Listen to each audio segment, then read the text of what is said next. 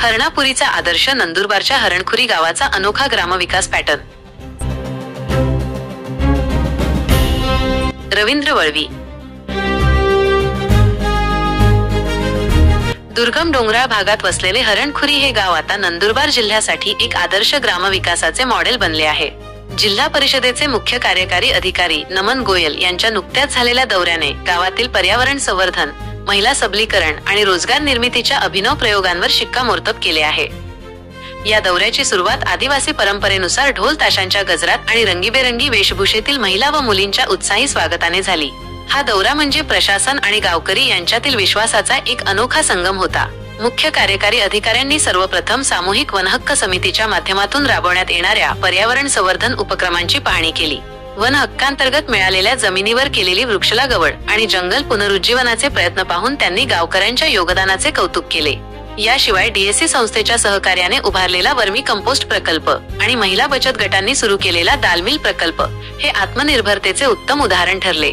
यामुळे महिलांना रोजगाराची संधी मिळाली, तसेच शेतीमध्ये रासायनिक खतांचा वापर कमी झाला। गावात मनरेगा योजनेअंतर्गत राबवलेल्या जलसंधारणाच्या कामांचीही पाहणी करण्यात आली। नाला खोलीकरण, समतल चर खोदकाम यांसारख्या कामांमुळे पाण्याची साठवण क्षमता वाढली असून शेतीसाठी मुबलक पाणी उपलब्ध झाल्याचे गावकऱ्यांनी सांगितले। या दौऱ्यात अंगणवाडी केंद्र आणि भुसगाव ग्रामपंचायत कार्यालयालाही भेट देण्यात आली। अंगणवाडी सेविकांनी बालविकास आणि पोषण आहाराविषयी दिलेल्या माहितीचे अधिकाऱ्यांनी कौतुक केले। दौऱ्याच्या शेवटी अधिकाऱ्यांनी गावकऱ्यांशी संवाद साधत त्यांच्या कामाचे कौतुक केले आणि प्रशासनाकडून पूर्ण सहकार्य करण्याचे आश्वासन दिले। हरणखुरी सारख्या गावांनी जिल्हा पातळीवर आदर्श मॉडेल उभारावे अशी अपेक्षाही त्यांनी व्यक्त केली। ग्रामस्थांनीही हा दौरा केवळ शासकीय पाहणी नसून वर्षानुवर्षे केलेल्या श्रमांचा सन्मान असल्याचे सांगितले। सरपंच अर्जुन पावरा यांनी प्रशासनाचे सहकार्य आणि गावकऱ्यांच्या योगदानातूनच हे शक्य झाले अशी प्रतिक्रिया दिली।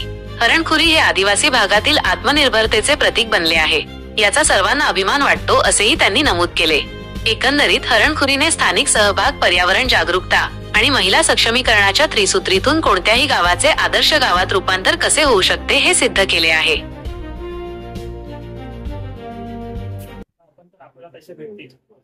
तर यांची जे काही असे जेवढे गाव आहेत पुणे जिल्ह्यामध्ये त्यांची जे काही मागणी आहे ते जास्तीत जास्त कुठे बसवता येईल, कुठे देता येईल, हळूहळू 2-4 वर्षामध्ये काय काय करता येईल त्या बाबतीत नियोजन करायचं आणि फ्रिक्वेंटली असे गावांसोबत आपली चर्चा झाली पाहिजे।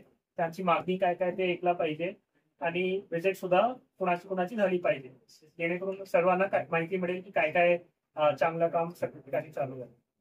पण एक स्पेशली असे प्रकारचे गावांना जे चांगले काम करत आहे, ज्याचे लोकप्रतिनिधी असो किंवा म्हणजे आपले शासकीय कर्मचारी असून चांगले काम करत आहे, तिथे जास्तीत जास्त आपल्याला काहीतरी नियोजन करून दिलंच पाहिजे।